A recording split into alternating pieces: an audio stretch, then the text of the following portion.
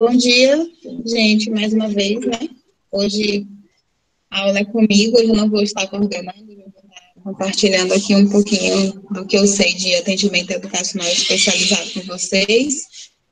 E só me apresentando para quem não estava lá no primeiro dia, né? Eu sou a Ana Cristina, coordeno esse curso de AE do CAIS e sou professora também do curso, professora da sala de recursos do CAIS, de língua portuguesa para surdos. E já estou nessa área da educação especial com surdos há uns 20 anos, mais ou menos. Nessa aí, eu sou de letras, não sou de pedagogia, e nunca estudei educação especial na minha vida, né, no meu curso de letras, estudei inglês, português e literaturas, e a educação especial chegou de uma forma assim, de tipo de supetão, né, eu era professora do CEGEL, do ensino fundamental, em 98, e aí, de repente, chegaram cinco surdos na minha sala. E aí bate aquele desespero, né? O que eu estudei é que a gente ensinava inglês para as pessoas, ensinando as ouvir, né, a pronúncia, falar corretamente. A última coisa que faz é escrever. E aí o surdo não ouvia, não falava, e aí como que eu ia ensinar inglês para surdo? Certo? Ó, gente, só um minutinho que o João tá me dizendo que o Wi-Fi tá ruim aqui. Tenta falar com ele pelo grupo, Derico, por favor.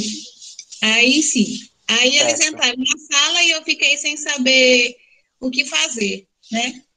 E quando foi em julho, nas férias, eu fui fazer um curso de sinais na Igreja Getsemane, lá na Coab, com a professora Valéria Verton, que é a esposa do pastor Oséias, da Igreja Batista do Monte Castelo, não sei se vocês conhecem. E aí, ela que trouxe a Libras, né, para São Luís, começou com essa disseminação de Libras aqui em São Luís, e aí dava esse curso.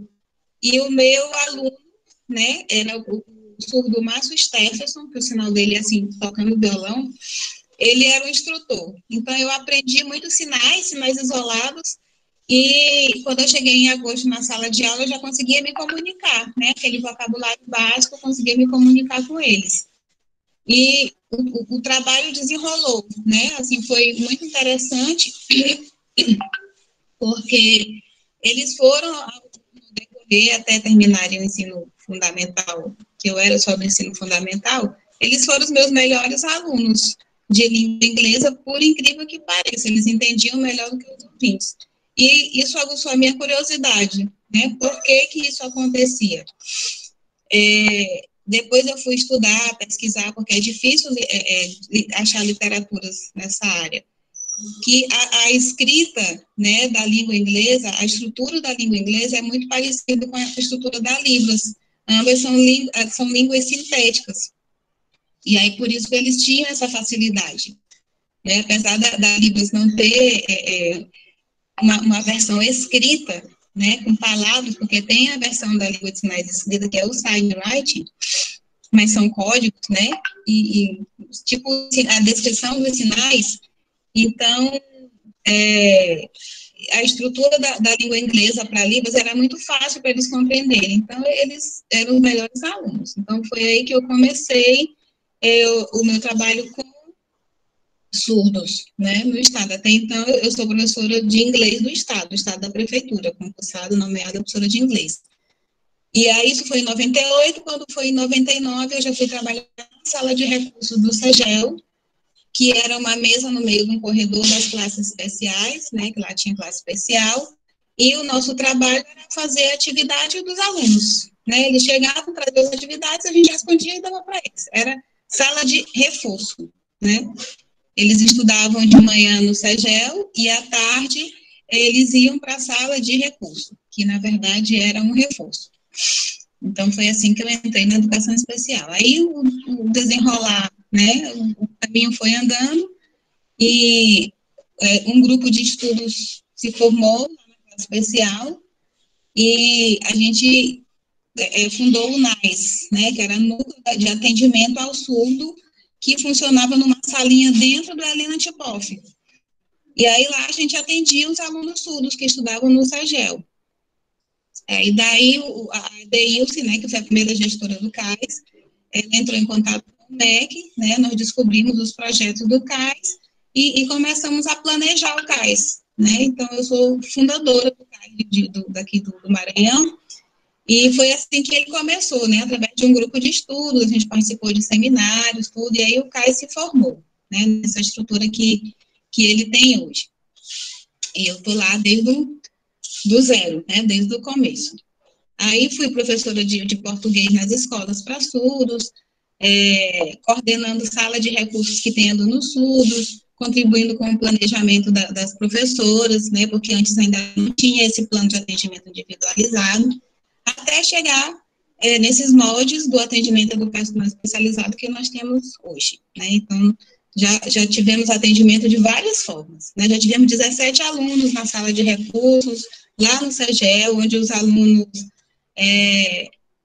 chegavam cheios de atividade, um capítulo inteiro de biologia, de história, e jogavam lá para a gente responder, e porque eles liam, mas não entendiam, né? E aí era eu e a professora Salma que fazia essa ajuda para eles, dava essa ajuda para eles, né? E aí, assim, começou a minha trajetória na educação de surdos. Vamos lá? E esse curso, né? O curso do AE surgiu em 2010, 2012, eu fiz esse curso à distância pela Universidade Federal do Ceará, e era um curso de 490 horas, 496, alguma coisa assim, 396, é um curso extenso, e muito legal, muito interessante, a gente tinha um encontro por mês, né, com as tutoras daqui, e aí surgiu a ideia de colocar esse curso para os professores daqui de São Luís, porque nem todo mundo fez, né? Vieram 2 vagas para cada centro, era um número bem reduzido. Então, esse fez eu e a professora Salma, depois a professora Vanessa, a professora Nilde também, que são as gestoras do CAIS, conseguiram fazer, e aí a gente decidiu compartilhar, né, o que a gente tinha estudado, e aí a gente colocou o curso de AE Surdez, né, já que a gente trabalhava com alunos surdos. O CAIS é um centro que trabalha com surdos, então a gente colocou só a parte do AE Surdez. Porque o curso de atendimento educacional especializado, o atendimento educacional especializado para surdez, ele é diferente dos outros, né, a gente vai ver aqui as especificidades. E aí surgiu, né, essa oportunidade, a gente colocou esse curso com 80 horas no primeiro semestre de 2015. Tinha uma turma de manhã e uma turma à tarde, como a gente está funcionando aqui. E aí já foi, assim, a turma lotada, né? Aí, no segundo semestre, a gente repetiu, e aí, em 2016, como a gente tem surdos com outras deficiências, eu tenho surdos com múltipla deficiência, então a gente abriu, né, o curso para todas as deficiências, chamando parceiros de cada centro, né, especialistas em cada área das deficiências, e aí transformou-se nesse curso de 120 horas, né, que está acontecendo até hoje, graças a Deus, sem nenhum problema e sempre com turmas cheias, certo? Vamos lá nos nossos slides. Vai seguindo aí, vai seguindo. Tá. Vai pro poeminha. Então, o poeminha, né? É porque eu não estou com ele aqui. Então, o curso, o nosso slide, o Aldeir estava pensando, eu vou bem, que ele começa com um poema do... meu Deus, aquele, como é o nome do poema? Esqueci. No meio do caminho tinha uma pedra, Carlos Drummond de Andrade, tinha uma pedra no meio do caminho, vocês conhecem, né? Deixa eu procurar ele bem aqui para eu ler aqui direitinho para vocês, só um minutinho. As tecnologias hoje, elas não estão ao nosso favor. Só um minutinho que já... Deixa eu abrir aqui do celular. Vou compartilhar todos os slides com vocês, tá bom? Não se preocupe.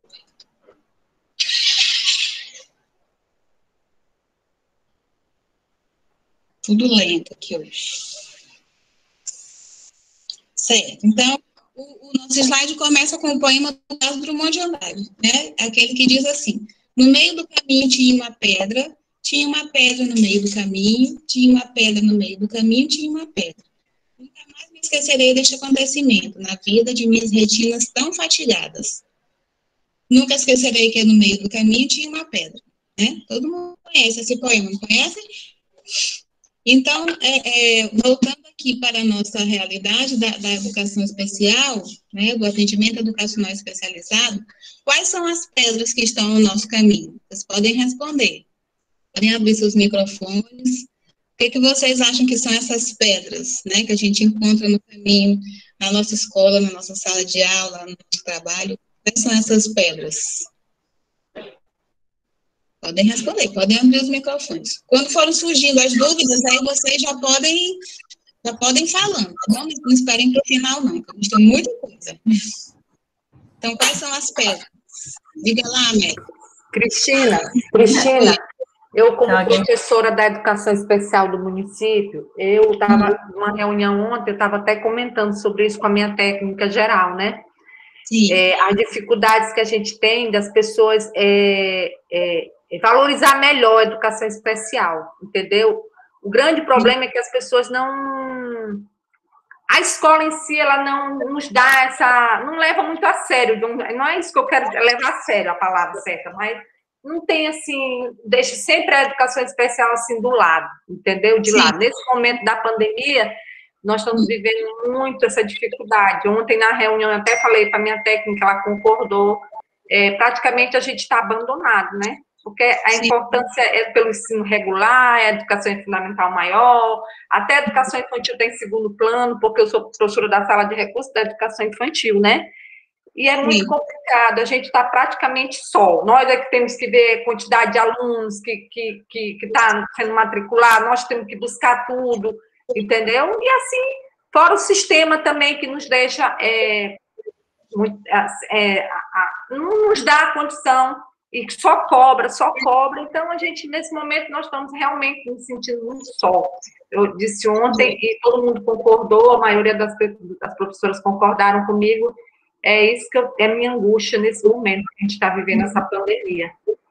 Essa angústia de estarmos deixados assim, um pouco do lado. A gente já era, né? Já não é o povo já não valoriza muito, né? Mas é assim mesmo. Vamos que vamos. Vamos que vamos. Nós também. De novo, a minha internet está oscilando. Quando não é o computador, é a internet, isso faz parte. Todo mundo já sabe. Então, se eu cair de novo, sigam, porque tá gravando normalmente, tá? A aula. Então, não esperem se cair de novo. Eu já tô botando aqui o slide de novo. Mas se cair, sigam, viu? Tudo bem. Então, nós tínhamos um grupo de formação dos professores de sala de recursos da SUESP, né, da AESP hoje. E no começo, até ano passado, a gente ainda teve formações, né, sobre todas as áreas. Às vezes, nós mesmos dávamos formações para os nossos colegas, cada uma na sua área específica. E aí, no comecinho desse ano, as pessoas começaram a sair do grupo, a coordenadora saiu do grupo, a outra saiu do grupo, eu disse, meu Deus, o grupo está se desmanchando e a gente não foi avisado. Então, nós que estamos aqui na sala de recurso, tivemos uma reunião inicial e agora estamos soltas, entendeu? A gente não sabe o que está acontecendo, a gente não sabe quem está coordenando e nada nos foi avisado, né? Aí eu perguntei para a professora que era coordenadora e ela disse, eu estou no mesmo barco que vocês, eu também não sei o que está acontecendo, eu sou de sala de recursos, eu estou lotada no João Moano e essa coordenação eu não sei, né? Como é que vai ficar, o que vai acontecer. E é assim que a gente está, cada um fazendo o seu trabalho, né?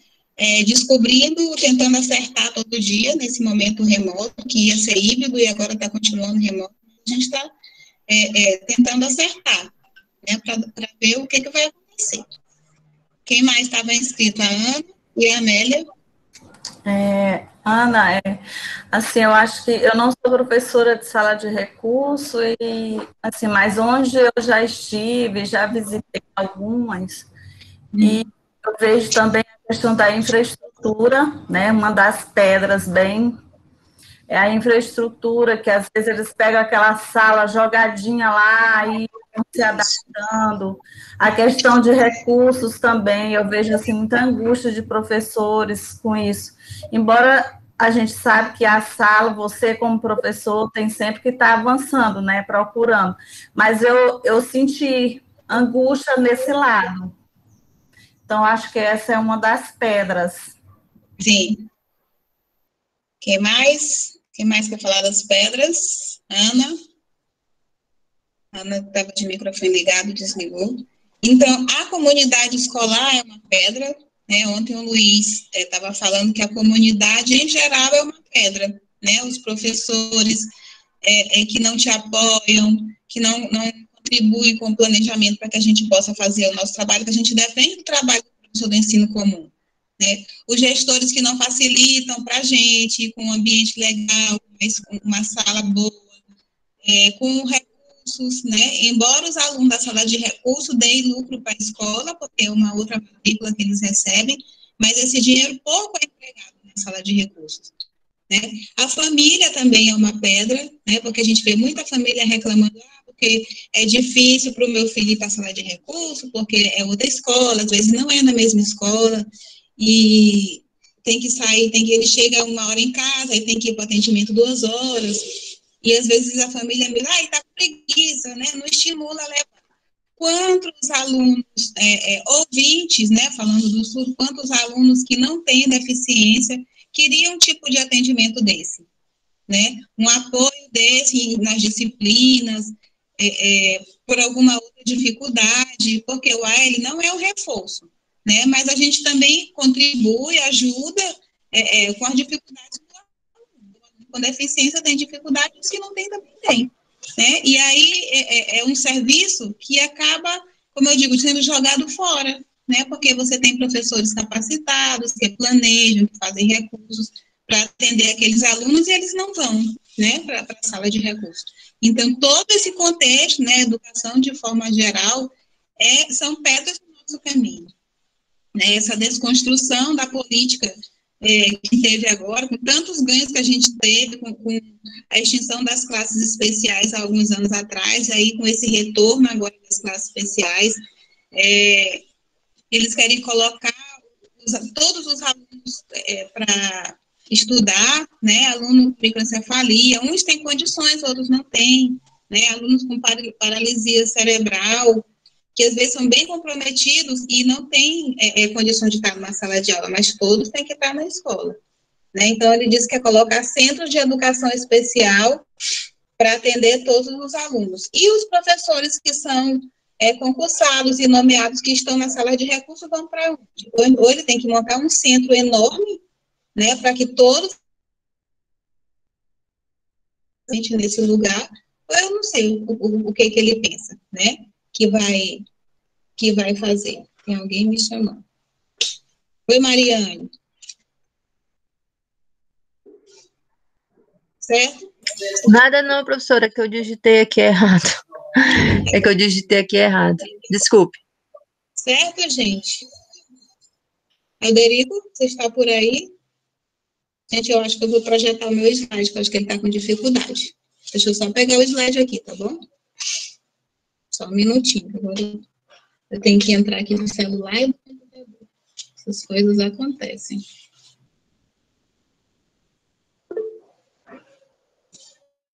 Ele não está, né, Alderico?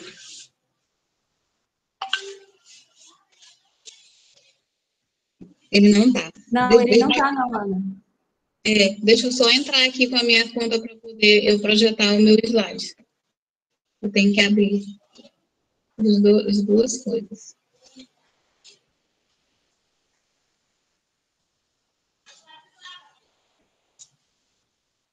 Deixa eu procurar o slide aqui, só um minutinho.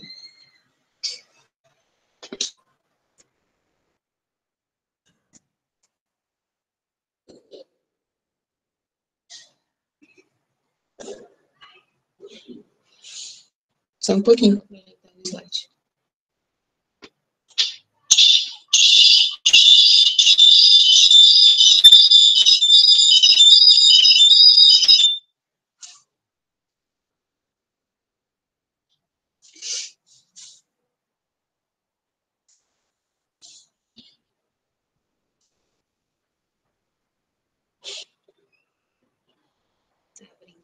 Só um minuto.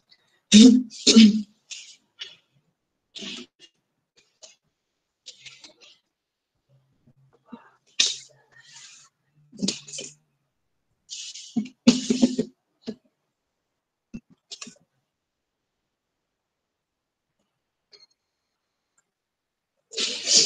gente não se atrasa, porque eu acho que a internet dele caiu mesmo.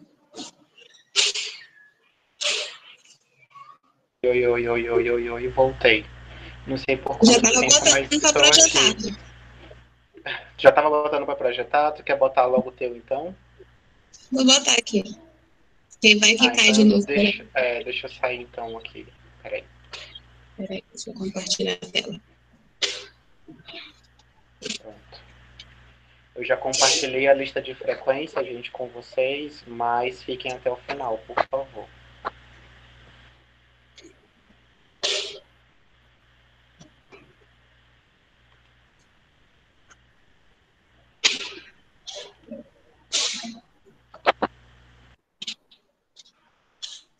Apareceu para vocês?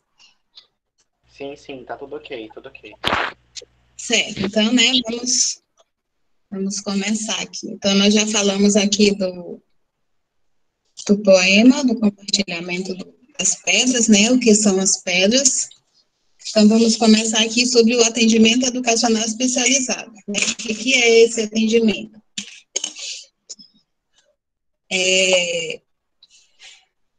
Então, o atendimento educacional especializado é um serviço de educação especial que identifica, elabora e organiza recursos pedagógicos e de acessibilidade que eliminem as barreiras para a plena participação dos alunos, considerando as suas necessidades específicas. O AE complementa e ou suplementa a formação do aluno com vistas à autonomia e independência na escola e fora dela. Né? Então, o AE ele vai tornar o atendimento que a gente faz com os alunos na sala de recursos, ele vai tornar os alunos independentes, né, capazes de se virarem sozinhos lá no ensino comum. Né? Então, para os alunos com deficiência, quem são os alunos com deficiência? Os alunos com deficiência auditiva, surdez, né, deficiência visual, baixa visão, deficiência intelectual, os alunos com autismo e os alunos com outras habilidades de superdotação. Os outros transtornos, né, não são público-alvo da educação especial. Então, eles não têm garantido esse atendimento. Agora, se o aluno for hiperativo e deficiência intelectual, aí sim, ele pode passar lá de recurso. Se ele tiver esquizofrenia, deficiência intelectual, aí sim, ele pode passar lá de recurso, certo? E os alunos com altas habilidades, esse atendimento é de forma suplementar, né? Geralmente, o aluno com altas habilidades, eles têm, eles não sabem 100% de tudo, né? Eles não são superdotados em tudo, eles têm uma área de conhecimento que eles sabem a mais, né? Então, nessa área que ele vai ser suplementado. Porque tem aluno que tem altas habilidades para artes, por exemplo, e que ele não sabe matemática, ele não sabe uma tabuada demais. Então, ele vai ter que ser suplementado nessa área, para que ele não perca o interesse por essa habilidade exacerbada, né, que ele tem, mas ele também tem que ser complementado na área que ele tem deficiência, né, que ele tem dificuldade. Tudo ok? Até aqui?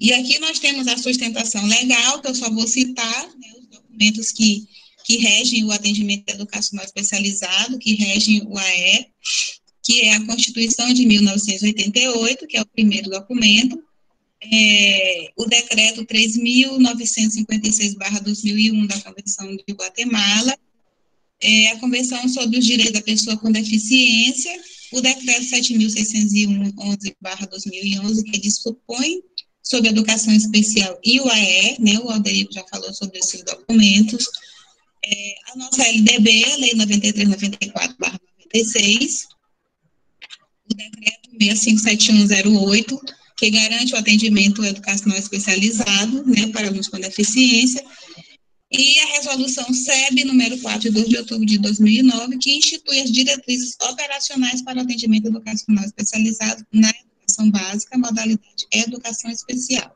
Então, esses são os documentos que garantem o atendimento educacional especializado. E aí vocês podem me perguntar, professora, todas as pessoas que estão na educação, no ensino básico, podem frequentar o AE? Podem, todas que têm deficiência, da educação infantil ao ensino superior, né, cada uma dentro da sua rede. Então, quem é da rede estadual faz atendimento na sala de recursos da rede estadual, quem é da rede municipal, na rede municipal. Aí os alunos da universidade e do IFMA, né, do Instituto Federal, eles têm os centros, dentro da instituição, tem um núcleo específico, como se fosse uma sala de recursos, né, no IFMA tem o NAPNE, que atende esses alunos, na UFMA também tem esse setor. Caso eles precisem de algum apoio, estou falando dos surdos, né, de algum apoio em alguma área, alguma redação, alguma dissertação, eles podem ir ao CAIS, né, que tem a professora Salma, que dá esse suporte de língua portuguesa para os alunos surdos, que já terminaram o ensino médio, já estão no ensino superior e algum curso técnico, ok? E por que o AE? Aí também vou querer a colaboração de vocês. Então, Boaventura de Souza Santos, ele diz que temos direito à diferença quando a igualdade nos descaracteriza, né? O que ele quer dizer com isso? Quero ouvir vocês aí. O que vocês acham dessa citação do Boaventura? O que ele quis dizer? O que isso tem a ver com a nossa realidade? Temos direito à diferença quando a igualdade nos descaracteriza. Quem que quer falar e quem se habilita? Vocês. Eu acho que quando aquele conteúdo não nos contempla, né? Quando nós somos colocados de canto, de lado, né? Quando nós falamos do âmbito geral, né? Do AE, dos alunos do AE. Quando os alunos são colocados como se fossem apenas alunos do intérprete, né? Ou seja, quando somos isolados, discriminados, excluídos, né? Tanto no convívio quanto nos conteúdos curriculares, temos direito a essa diferença, né? Temos direito a esse atendimento, porque o ideal mesmo, pelo menos ao meu ver, seria que nem fosse necessário esse atendimento, né? Que a educação fosse tão inclusiva que esse atendimento nem fosse, se fizesse necessário, né? Que as leis obtivessem até alterações quanto a isso.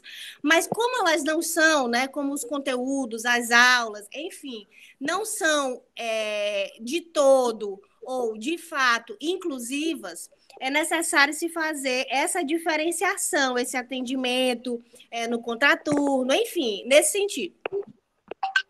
Certo. O atendimento, ele é necessário, Raquel? Raquel estava falando comigo? Acho que sim, né? Isso. Esse atendimento, ele é necessário porque as pessoas que têm deficiência, elas têm umas limitações, umas especificidades que elas não conseguem avançar em alguns conteúdos, entendeu? No caso dos alunos com deficiência intelectual, alguns têm dificuldade de memorização, de raciocínio lógico, então, é essa complementação que não é de conteúdo que ele vai ter no AE. Entendeu? Esse suporte é para que ele seja autônomo no ensino comum, entendeu? Mas não é tipo... Professora, com licença, se os professores, né, não colocando culpa nos professores, mas se o planejamento atendesse a todas as especificidades, né, dentro da sala de aula mesmo, a situação seria diferente. Isso. Entendi o que tu quer dizer. Mas isso é difícil de acontecer, assim, às vezes não é por má vontade do professor, é porque eles não têm esse estudo, né? O professor que é da área de exatas, de matemática, de física, ele não conhece o público da educação especial, né? E aí, para isso aqui tem o AE, muitos se interessam. A gente tem professores que são do atendimento educacional especializado, que são professores formados em química, em biologia, né? Então, qualquer professor de qualquer área pode trabalhar no AE, entendeu? Então, o AE é para complementar, mas eu entendi o que tu queres falar. E também, nós não somos iguais, né? Nós não somos iguais, ninguém é igual, nem os alunos que não têm deficiência são iguais, cada um tem a sua especificidade. E aí todos têm direito a ser atendidos dentro das suas especificidades. Por isso que eu coloquei aqui embaixo, os alunos com deficiências demais que são público-alvo da educação especial precisam ser atendidos nas suas especificidades para que possam participar ativamente do ensino comum. Né? Então, a gente tem que respeitar, acima de tudo, respeitar a diferença de cada aluno, com deficiência ou sem deficiência. Certo? Tudo ok até aqui? Algum comentário? Por favor. Eu estou ouvindo alguém bem baixinho. É Raquel, viu? Oi, Raquel.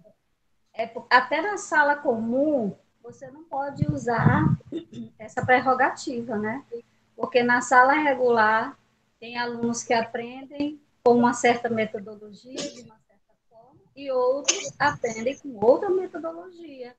Então, é algo que você não pode usar em situação nenhuma, né? Imagina com os nossos alunos do AE. Eu não estou te ouvindo, tá bem baixinho. Oi, quem estava falando?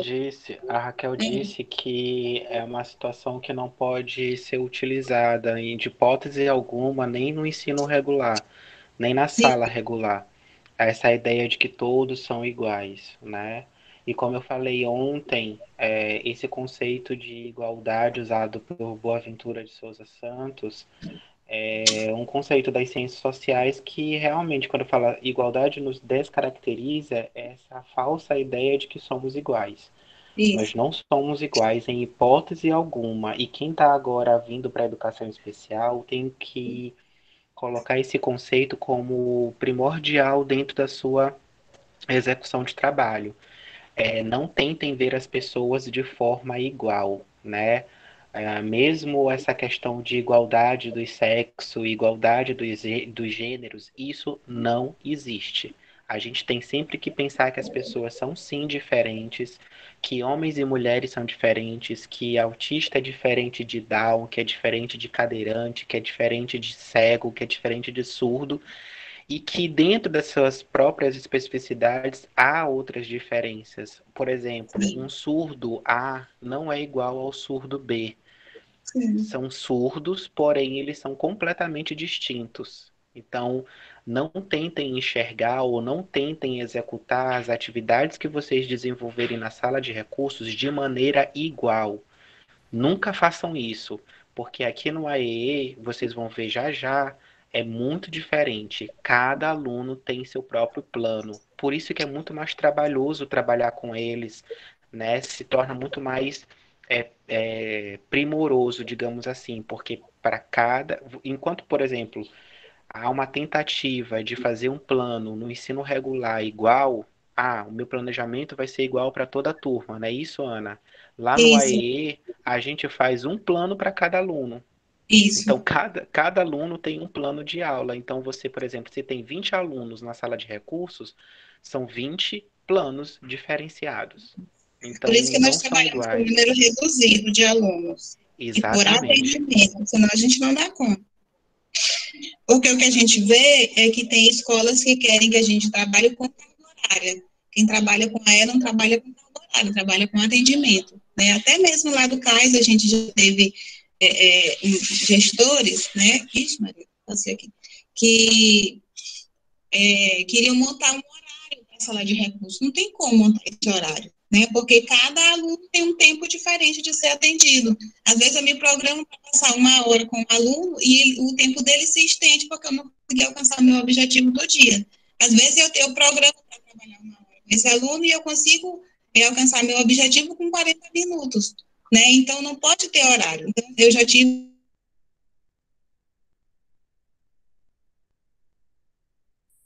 a gente já teve muitas discussões com coordenadores de escolas, né, porque eles querem que os professores, eles entrem no horário, que eu acho certo, entrar no mesmo horário da escola, mas que o atendimento comece a partir de quando o aluno chega, né, às vezes o horário da escola é 7 horas, mas o aluno não tem como chegar às 7 horas na escola, porque ele às vezes toma medicação, às vezes ele tem um atendimento antes, né, tem um fono, alguma coisa, então a gente faz o horário de acordo, já que é contrato, de acordo com as possibilidades do aluno. E aí tenta encaixar todos os alunos para fazer o atendimento de todos os alunos matriculados no decorrer da semana. Né? O meu horário da escola é de 7 até as 11h30, até as 11h40. Então, nesse horário, eu atendo os meus alunos. Tem dia que eu atendo um aluno, tem dia que eu atendo 3 alunos, 4 alunos, né? Depende do tempo de cada um. Certo? Porque às vezes, Cristina, a gente não é nem entendido, a gente não é nem visto com bons olhos, né? Porque a maioria pensa que a gente não faz nada dentro da escola, entendeu? Isso. É verdade, eu já passei muito por isso, né? Porque tu fica aí só sentada, cortando papel, cortando figurinha, montando álbum, né? Não sabe o recurso, pensando o recurso que eu estou fazendo, pensando em melhorar o atendimento do meu aluno. Né? Você não sabe o tanto de relatório, de ficha que a gente tem que preencher. Eu vou mostrar todas para vocês no nosso próximo encontro. A gente tem muitos documentos a preencher que tem que ser preenchidos diariamente. Então, quando o meu aluno faz uma atividade, eu tenho que avaliar essa atividade no mesmo dia, né, para poder eu colocar as observações e lá no final do período determinado para eu finalizar, se é 1 mês, se é 2 meses, para fazer aquela avaliação final daquele planejamento, eu tenho que ver todos os avanços dele, onde ele não avançou, para que eu possa reconstruir esse plano. Então, é um trabalho diário, eu não posso deixar para amanhã o que eu fiz hoje com o aluno, porque amanhã eu vou atender outro aluno. Senão vai ficar uma embolada, eu vou esquecer, né? Porque é muita coisa, quem trabalha em escola sabe que a gente tem outras atividades. Tá? Eu, no caso, eu sou professora de sala de recurso, eu coordeno o curso do AER, e eu tenho que dar conta dos outros professores que têm surdos, entendeu? Para poder estar auxiliando no planejamento, alguma coisa assim. Compartilhando recurso, compartilhando alguma coisa que eu estudei, entendeu? A gente compartilha muito isso. Então, são muitas atribuições do professor da sala de recurso. A gente pode dar formação lá na nossa escola, né, explicar o que é sala de recurso. Eu não tenho nenhum aluno matriculado. Depois eu me envolver a comunidade escolar, agora chamar para uma formação, para conhecer o meu trabalho, para eu apresentar o que eu faço, que é para ninguém ficar pensando que eu não faço nada dentro da minha sala. Né? Isso também é atribuição do professor da sala de recurso. Certo? A gente tem que ser visto na escola, a gente tem que mostrar o que a gente está fazendo. Porque nós não somos iguais um professor de matemática que está lá, que preenche o CIAEP, que preenche o CISLAM, que tem aquele planejamento junto com a coordenadora, né, lá da escola, da disciplina. Nós não temos isso, não temos aquele conteúdo específico. E aí, por isso, as pessoas acham que a gente não trabalha. Ok? Podemos passar? Eu acho que eu já passei. Eu acho que a Ana quer falar. Quer falar alguma coisa, Ana? A outra Ana. Ana Célia, pode falar. Oi, bom dia, pessoal. Sim, bom dia. Bom dia. Tudo certo, graças a Deus. O que a Ana Cristina Pereira realmente retratou. Quando, na questão do atendimento especializado, o profissional, não é que ele não fique sem fazer nada, como as pessoas entendem. Projetar um plano, né, fazer um plano individualizado para aquele aprendente, não é fácil. Você vai ter que buscar conhecimento naquela determinada dificuldade da criança, se apropriar de um recurso especial, quando eu falo especial, um recurso voltado para aquela criança, e ainda mais, você projeta um plano individualizado, você faz o seu plano A, você tem que ter um plano B, porque de repente aquela atividade, ela não vai chamar a atenção, por exemplo, uma criança que tem déficit de atenção, né? Como é que se vai fazer? Se aquela atividade não despertou, não fez com que ele desse uma pausa, né, naquela hiperatividade dele para chamar a atenção. Então, uma bagagem é muito fácil apontar, né? O dedo e dizer que o professor não faz nada. Eu mesmo trabalhava no colégio, em determinada escola, né? E aí eu comecei, nem pensava em psicopedagogia, né? Nem pensava em atendimento educacional especializado, mas eu tinha aquele olhar para aquela criança que tinha deficiência, sem saber que ela tinha deficiência.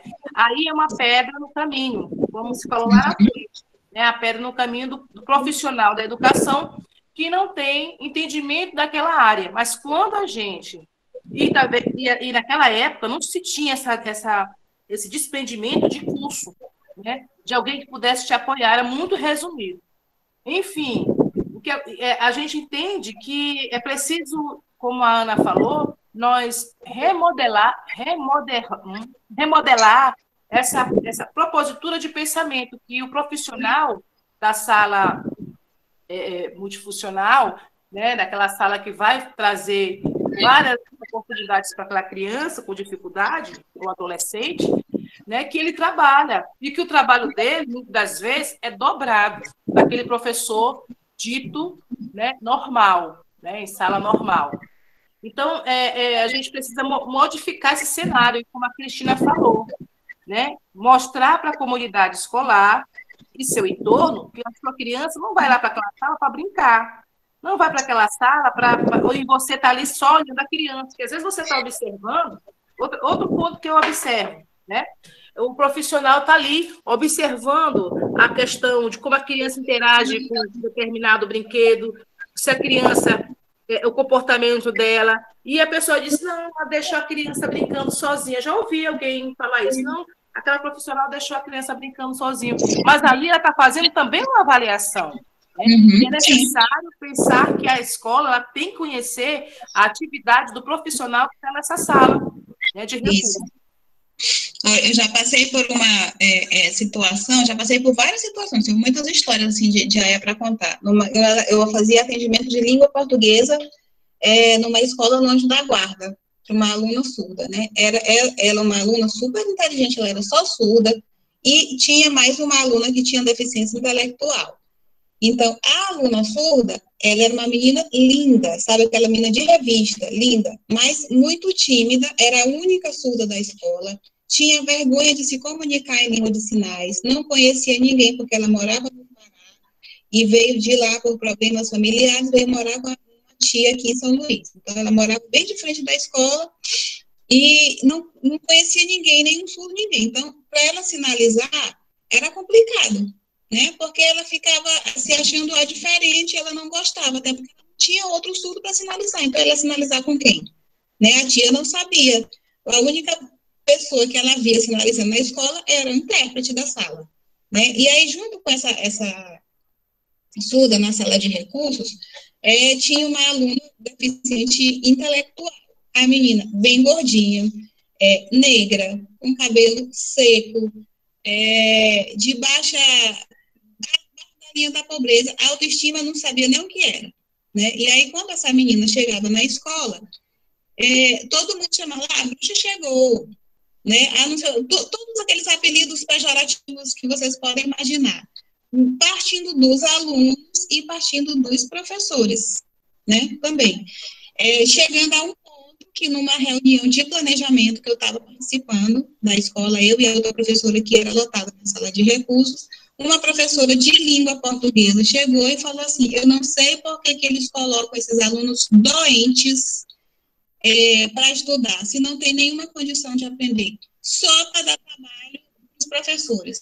Pensa numa pessoa educadora, entendeu? Para ter um discurso desse, aí aquilo me fez mal, entendeu? Eu me senti muito mal com aquilo que ela falou, e aí eu pedi para falar, né? Eu nem era da escola, eu estava ali participando do planejamento, porque eu queria conhecer os professores que trabalhavam com a surda, e aí eu disse, professora, eu vou me colocar, a senhora não me conhece, eu só venho aqui uma vez na semana fazer um atendimento para minha aluna surda de língua portuguesa, e eu queria só perguntar se a senhora tem filho, se a senhora tem sobrinho, né, e se na sua família não tem a menor possibilidade de ter uma pessoa com deficiência, porque você está falando isso de uma pessoa, né, ela é gente como a gente.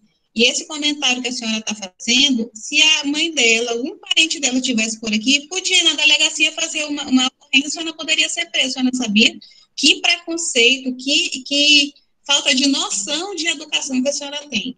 E aí aquilo me deixou muito mal, eu pedi licença e saí da sala.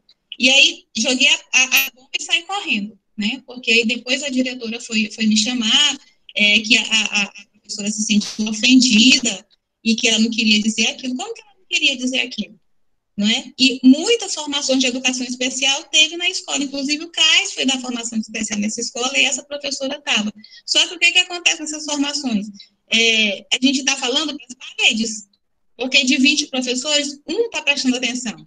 Os outros estão mexendo no celular, estão tomando café, estão batendo papo, estão fazendo caderneta, não é? Ninguém está prestando atenção no que é o atendimento, no que é educação especial. Aí faz um comentário infeliz desse, né? E aí também teve um dia que a gente estava atendendo essa aluna, porque ela tinha muito problema de autoestima, e a professora da sala de recurso, ela vendia Mary Kay, esse negócio, né?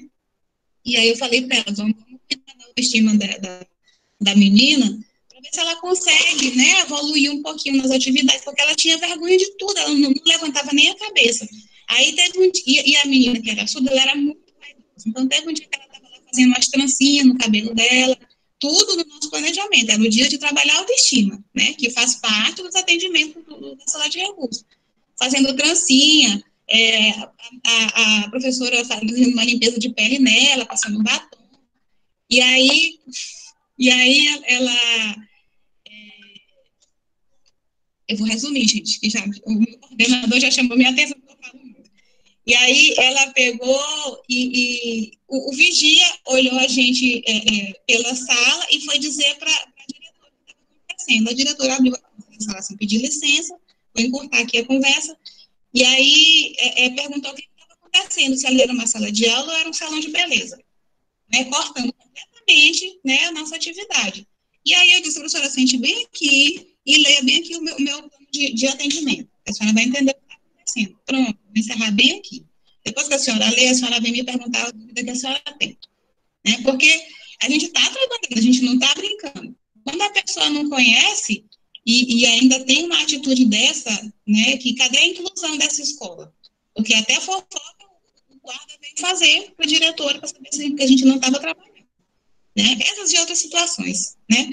Absurdos que acontecem na educação especial. Pois então, vamos para frente, senão não dou conta, eu tenho 40 slides para mostrar para vocês. A gente vai comentando, tá bom? No decorrer.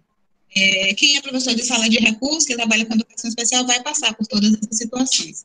Né? Então, o que faz o AEE? Ele apoia o desenvolvimento do aluno com deficiência, transtornos gerais do desenvolvimento e altas habilidades. Por que eu coloquei aqui transtornos gerais do desenvolvimento?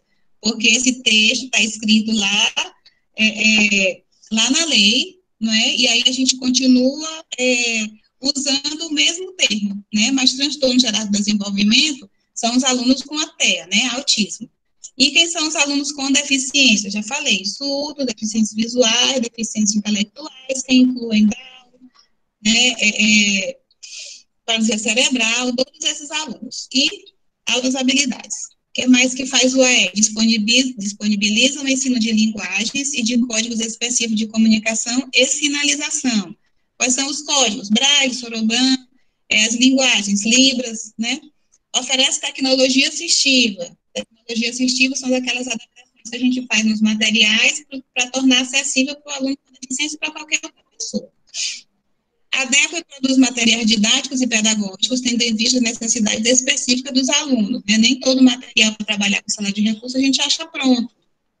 A gente produz muitas coisas. Oportuniza o enriquecimento curricular para alunos com altas habilidades. Então, esses alunos, em vez de eles serem atendidos só na sala de recursos, né, que hoje no estado eles estão sendo atendidos no NAIS, que é o Núcleo de Altas Habilidades, os professores podem levá-los para a universidade, para um laboratório, né, para um museu, de acordo com as suas especificidades e necessidade de suplementação. O AE deve se articular com a proposta da escola comum, embora suas atividades se diferenciem das realizadas em sala de aula de ensino comum. Então, o AE não é reforço, né? Embora a gente trabalhe com os conteúdos dos alunos, né? No caso dos alunos com surdez, a gente trabalha os conteúdos de uma forma diferente, com uma metodologia diferente, certo? A gente vai ver isso daqui para frente. Quando for surgindo alguma pergunta, vocês vão me avisando aí. O que mais? O que faz? Ensina Libras, conteúdos em Libras, língua portuguesa como segunda língua para alunos surdos, vamos já conhecer todas essas partes. Sistema Braille, orientação em mobilidade, Soroban, tecnologia assistiva, ajudas técnicas, incluindo informática adaptada. No kit multifuncional vem os softwares, né, que a gente pode montar as pranchas de comunicação, a comunicação aumentativa e alternativa, educação física adaptada, atividades para o desenvolvimento dos processos mentais superiores. Então, quais são as atividades? Memória, raciocínio lógico, sequência lógica, enriquecimento e aprofundamento do repertório de conhecimentos, né, para os alunos com altas habilidades, e atividade de vida autônoma e social para qualquer aluno com deficiência, ok? Tudo certo até aqui? Certo, né? Então, vamos para frente. Para quem se destina o AE, né? Quem é o público? Se destina a alunos com deficiência física, intelectual, sensorial, alunos com TEA e altas habilidades de superdotação, que constituem o público-alvo da educação especial, certo? Então, os alunos que têm outros transtornos, se forem atrelados à deficiência, eles podem se matricular na sala de recurso. Por isso que é importante ter o laudo que diga que o aluno tem deficiência, porque às vezes o aluno é hiperativo, às vezes o aluno é disléxico, tem descalculia, ou só tem um déficit de atenção, mas não tem deficiência. Então, esse aluno não é público-alvo da educação especial, ok? Tudo certo, gente? Por quem é realizado o AE? Então, o AE é realizado mediante a atuação de professores com conhecimento específicos no ensino de Libras, língua portuguesa na modalidade escrita, como segunda língua de pessoas com surdez, sistema sorobão, orientação e mobilidade, utilização de recursos óticos e não óticos, atividade de vida autônoma, tecnologia assistiva, desenvolvimento de processos mentais, adequação e produção de materiais didáticos e pedagógicos e outros. Só professores pedagogos podem atuar no AE, só formados em letras? Não. Qualquer área da licenciatura, qualquer área do conhecimento, você pode trabalhar no AE. Basta que você tenha os cursos específicos, pós-educação especial, né, para que você conheça esse público e faça o atendimento correto, certo? Qualquer pessoa. Então, nós temos instrutores de AE que são formados em química, em biologia, em matemática, já teve até policial militar, bombeiro, né, professores que trabalham em sala de recurso, que tenham esses cursos, podem trabalhar com os alunos. Para os alunos com altas habilidades e superdotação, o AE oferece programa de enriquecimento curricular, desenvolvimento de processos mentais superiores e outros. Ok? Isso aqui já foi bastante falado. Quando e onde? O AE é preferencialmente realizado no período inverso da classe comum frequentada pelo aluno na própria escola desse aluno. Então, preferencialmente, no contraturno. Porque tem casos que o aluno sai do ensino comum e vai para a sala de recurso, né? Isso acontece em várias vezes. E, às vezes, ele está na sala de recurso, estuda de manhã numa escola, mas essa escola não tem sala de recurso. Então, ele vai atrás de uma sala de recurso, próximo da sua escola, próximo da sua rotina, né, de quem leva ele para a escola, para facilitar o acesso, né, e também, assim, se nem toda sala de recurso tem professor habilitado, por exemplo, para atender aluno cego, aluno com surdez. Então, ou a gente encaminha esse aluno para uma sala que tem o professor que atenda essa especificidade, que a surdez e a deficiência visual são as maiores especificidades, ou então a gente vai na escola e capacita o professor, né, o CAIS ou o CAP, falando desses dois centros, essas duas deficiências, capacita esse professor para atender esse aluno, certo? Há essa possibilidade.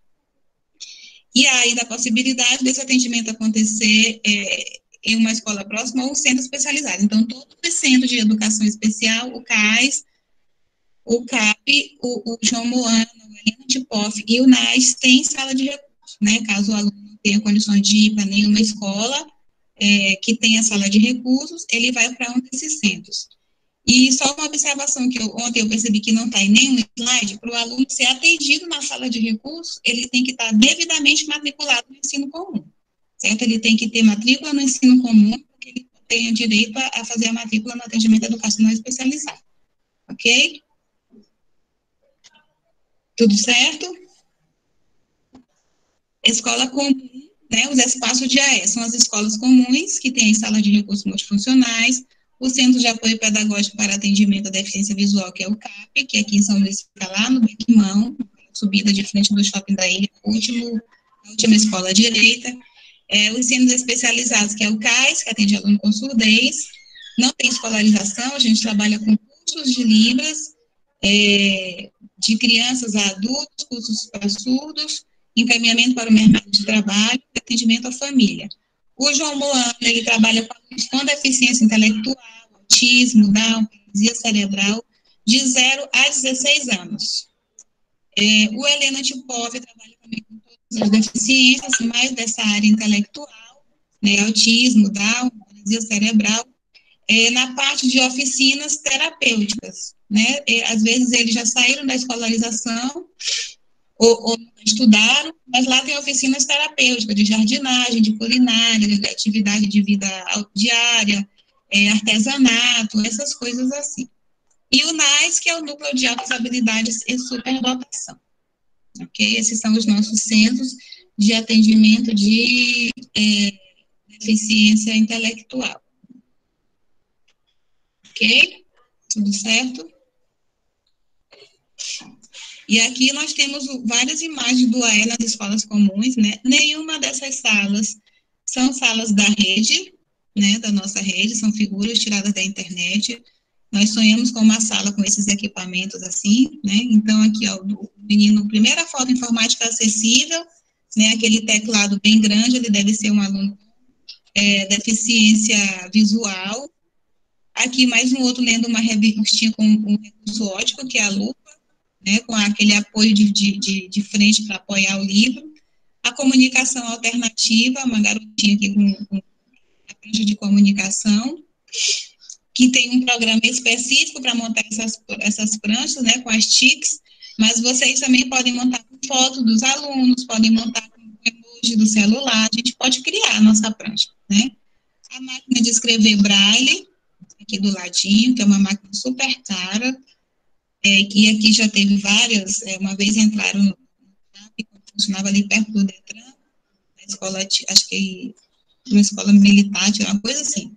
E aí roubaram 3 máquinas dessas, máquinas custam mais de 15 mil reais cada uma. E aqui a professora atendendo, né, a língua portuguesa na modalidade escrita para alunos com surdez, certo? Essas são as salas de aula. Oi. Professora Ana, com licença. Uma dúvida, a escola de cegos não faz parte desse atendimento educacional especializado? Não, a escola de cegos, ela é uma instituição filantrópica e tem convênio com o Estado, né? Ela tem convênio com o Estado, certo? Então, lá tem professores do Estado que dão aula lá de educação física, de língua portuguesa, alguma coisa assim. Mas ela não é uma instituição filantrópica, ok? Ok, obrigada. A sala de recursos multifuncionais, né, que é o espaço organizado preferencialmente em escolas comuns da rede de ensino e pode atender as escolas próximas. Também é nosso sonho ter uma sala igual a essa aí, ó. Né, nossas salas de recursos são bem diferentes dessas. Essa é a minha sala de recursos, que ela tem 1,5 m por 1,5 m. Um dia, quando a gente voltar, vocês vão conhecer lá no CAIS. Essas duas pessoas que estão do meu lado aí são as minhas parceiras. A de azul é a professora Salma, professora de língua portuguesa para surdos, e a outra a professora Célia, que atende os alunos da sala de recursos do ensino médio, à tarde, né? Eles atendem, todos os nossos alunos são do ensino médio, mas esses, os alunos dela ela tem 9 alunos que são só surdos, né? Eles não têm outras deficiências. E os meus alunos, eles são surdos com outras deficiências, né? Eles têm surdez, deficiência intelectual e baixa visão. Então, aqui nessa estante são todos os recursos que nós confeccionamos para atender os alunos, confeccionamos, compramos. O nosso quadro de produção textual, a gente usa bastante. Nosso calendário, aniversário, né? Essa é a nossa salinha. Essas são as 4 paredes da nossa sala. Aqui os professores oferecendo acompanhamento, né? Na sala de recursos, a gente já viu vários aqui fotos. Aqui o sistema Braille, né? O Soroban, a máquina digital de escrever Braille e a reglete e o pulsão, né? Nós teremos aula de Braille online, né? Nós não vamos usar esses equipamentos como normalmente a gente usa, mas vocês vão ter, sim, um pouquinho de braille, tá bom? Com a professora Denise e a professora Silma. Aqui é a produção de materiais, né? Materiais adaptados, jogo cara a cara com texturas. Esse jogo a gente construiu lá no CAIS. Uma tesoura adaptada que vem no kit multifuncional da sala de recursos, que o MEC mandou esses kits até o ano de 2014, né? As escolas receberam, algumas receberam o kit completo, né? Que tem computador, mesa redonda, armários, blocos lógicos, vários jogos de sequência lógica, mapas, dominóis para alunos em Libras, né? Tem um kit muito bom. E tem escola que recebe notebook, cadeira de roda, isso faz parte do kit multifuncional que o MEC enviou para as escolas. Tem escola que recebeu um teclado e um estabilizador, tem escola que recebeu só um notebook, tem escola que recebeu só o kit de jogos, né? A gente não sabe o que aconteceu, por onde foi parar o resto dos materiais. Mas desde o ano de 2015, que o MEC não manda mais nenhum kit desse para as escolas, né? Mesmo as escolas informando no censo que tem alunos com deficiência, porque para montar uma sala de recursos na sua escola com o kit do MEC, você tem que, do ano todo, fazer o censo e informar que tem alunos com deficiência. Então, o certo seria que você informasse, por exemplo, em 2021, agora no censo, e 2022 eles mandassem o kit multifuncional. Mas isso não acontece, né? Às vezes eles mandam 2, 3 anos depois, às vezes o deficiente, o aluno com deficiência nem está mais na escola.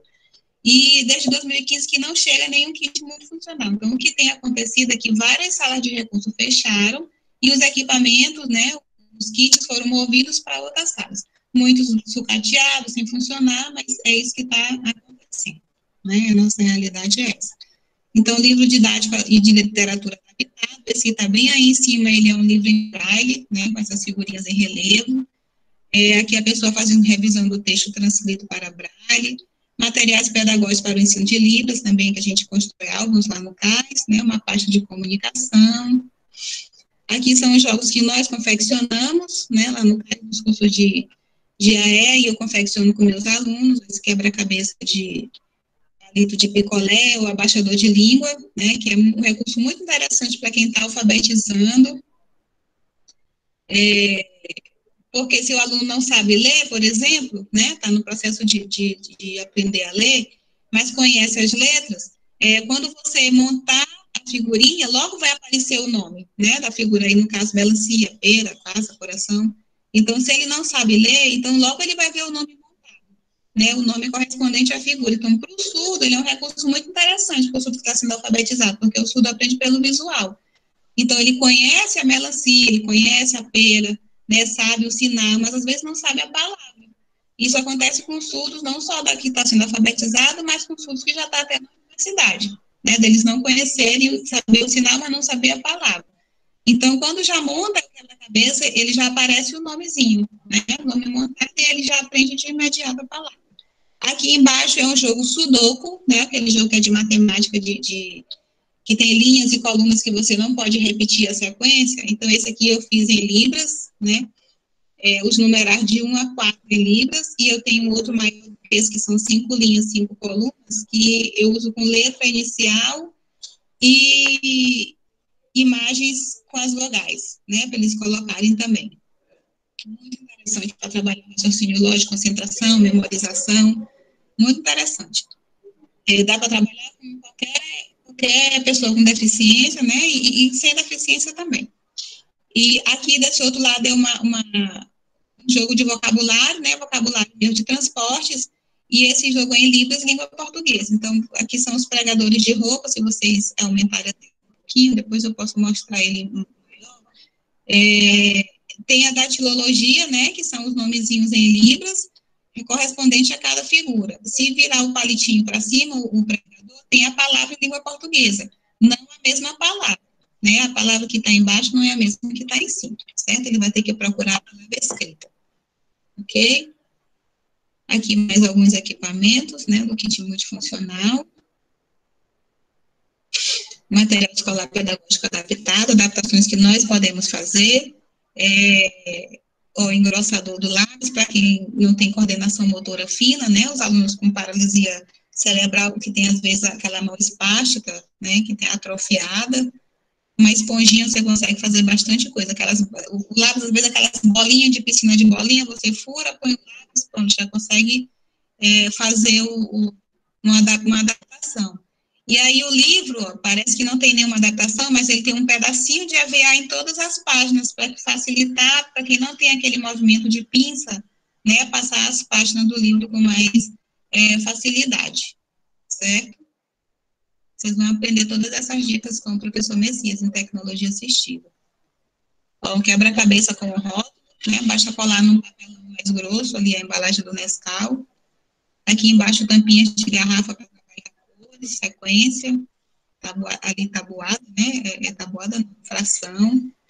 Então, são recursos que a gente pode fazer, basta nossa criatividade ser externada, né, a gente botar a criatividade para fora. E agora vamos entrar aqui numa parte específica, né, da área da surdez. Alguém tem uma dúvida até aí?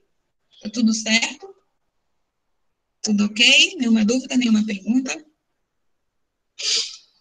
Então, vamos lá. Aqui também, essa parte o professor Derico já falou, né, mas eu trouxe, como nós vamos entrar na parte do AE específico para a área da surdez, eu trouxe essas duas situações, né, uma escola para surdos e escola comum. Escola para surdos é escola bilíngue, né, só estudam surdos, e aqui é uma escola que tem todas as deficiências. Qual, na opinião de vocês, qual é a melhor modalidade educacional para os surdos? É a escola bilíngue ou é a escola de ensino comum? E respondam aí, o que é que vocês acham? O que é melhor para o surdo?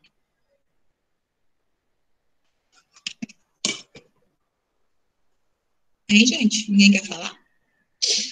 Vocês acham melhor os surdos conviverem só com seus pares, aprenderem só ali na língua de sinais, ou vocês acham mais interessante que eles estejam no ensino comum? Todos os alunos. Eu acredito que as duas, porque o surdo hoje, na escola bilíngue, ele tem que ter o acesso à língua portuguesa. Então, é essencial, não tem como separar isso aí. Eu acho que tem que caminhar juntos. Isso, na escola bilíngue, ele vai ter acesso a todo tipo de conteúdo. A todo tipo. Aqui na língua de sinais, né? E lá na escola comum, ele tem acesso também a todos os conteúdos com a ajuda do intérprete. O que é que tem de diferente da escola comum para a escola bilíngue? Né? Na escola comum, ele vai poder compartilhar a língua dele com outros alunos. Então, quando as pessoas souberem Libras, melhor, né? A disseminação da Libras pelos alunos surdos é muito importante, porque o surdo está em todas as partes, né? E aí é interessante que todos sabem se comunicar com eles. Então, na escola de ensino comum, isso vai poder acontecer. Enquanto que na escola bilíngue, ele só vai se comunicar, só vai conhecer o universo, né? Não que a escola bilíngue não seja um lugar ideal, certo? Assim, para ele aprender a língua de sinais nas séries iniciais, é interessante que ele esteja lá na escola bilíngue. Já quando ele que vai para a inclusão, é interessante realmente que ele esteja no ensino comum, para que ele possa disseminar a língua dele, né? Isso. Que todo mundo conheça e possa se comunicar como se ele fosse uma pessoa ouvinte, certo? Essa é a diferença. Todos têm esse conhecimento, nessa socialização, é muito importante. Isso, exatamente, né? Por isso foi que as classes especiais foram abolidas. Eu ainda sou contra a escola bilíngue. Sério mesmo, real. Pelo simples fato da segregação e daquela ideia de que a gente não vai conseguir fazer inclusão se a gente pensar. Mesmo que esse surdo passe por uma escolarização da língua portuguesa nas séries iniciais, para mim, o que seria ideal é que a convivência fosse equitativa dentro do ensino regular, de modo que o ouvinte aprendesse Libras da mesma forma que o surdo fosse levado a aprender a língua portuguesa. Isso. Né? Então, assim, é preciso encarar que há uma oficialidade da Libras na execução da educação dos surdos, embora ela não seja a nossa segunda língua oficial, mas em termos de institucionalização, ela tem um caráter oficial, né? Então, assim, cabe às escolas, e aí eu volto a teclar nessa mesma questão de que o Ministério da Educação ele é essencial para isso. O governo ele tem um poder de tornar a Libras como idioma oficial. Assim que, por exemplo, se der na telha, ele pode dizer que o espanhol agora é a segunda língua oficial do Brasil, né? Isso daí pode acontecer a qualquer momento. Mas, para além disso, para além de esperar essa oficialidade do idioma e tudo mais, o próprio Ministério da Educação, por meio de suas secretarias, podem institucionalizar essa Libras como essa língua, né, como oficial dentro das escolas. Eu não sou a favor da escola bilíngue, né? Assim como eu ainda defendo e vou continuar defendendo que essa inclusão ela seja feita na escola comum, sabe, no ensino regular.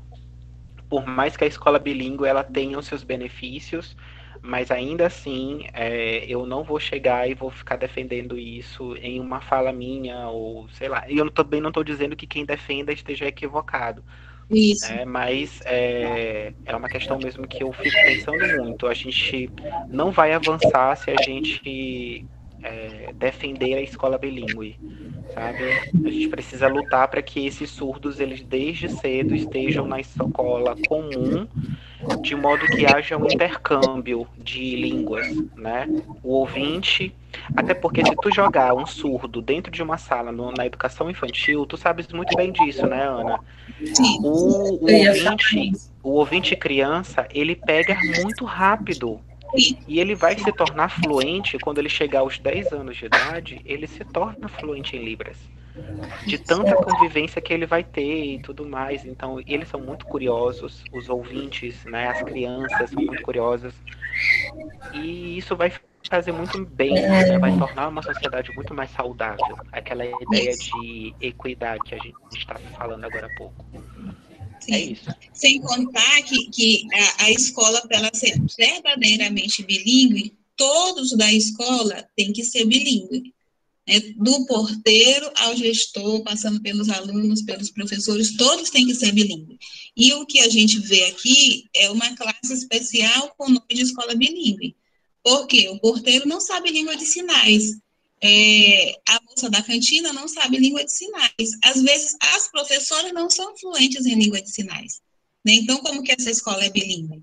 Então, para mim, na minha opinião também particular, essa escola bilíngue que a gente tem aqui é uma classe especial maior, né, com o nome de escola bilíngue, porque vai ser bilíngue quando não houver a comunicação em língua portuguesa quando o surdo precisar. Né? Porque o meu aluno surdo, que tem pai surdo, chega lá na portaria para pedir uma informação, o porteiro vai levar ele direto para a professora, não leva nem para a gestão, né? Nem para a coordenação, leva para a professora porque ele consegue se comunicar com os alunos. Então, a esse olhar, então, essa escola não é bilíngue. Alguém levantou a mão, alguém pediu para falar. Raquel? Oi, Ana. É o seguinte, eu queria contar só uma história que é rapidinho, vai ser breve. Um aluno que iniciou lá na escola, na zona rural, na Vila Maranhão, desde a educação infantil, surdo. Sim. E aí eu peguei ele no 7º ano retrasado. Peguei ele no 7º ano e ele estava alfabetizado, sem ter tido um só intérprete esses anos inteiros, da educação infantil até o 7º ano. Ele foi ter intérprete ano passado, o último ano da escola, que ele é o 8º ano, o 9º ano, quer dizer, ele foi ter intérprete somente ano passado, e no início do ano, que teve o problema da pandemia e parou tudo.